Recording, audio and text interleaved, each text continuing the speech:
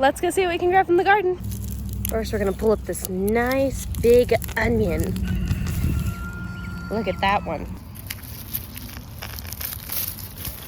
Maybe I should have brought a bigger basket. There were a lot of onions. Swiss chard. My first ever zinnia flower. I'm so excited.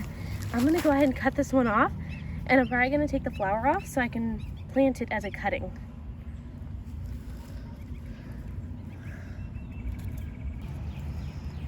We might have waited just a little tad over on this black broccoli. You can see it's starting to flower.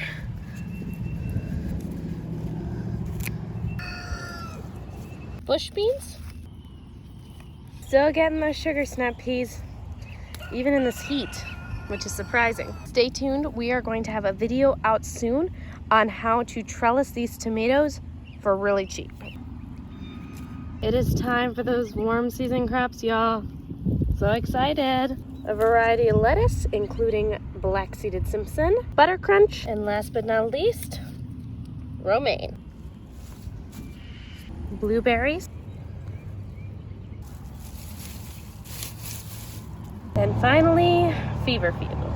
Thanks for coming to harvest with me, y'all.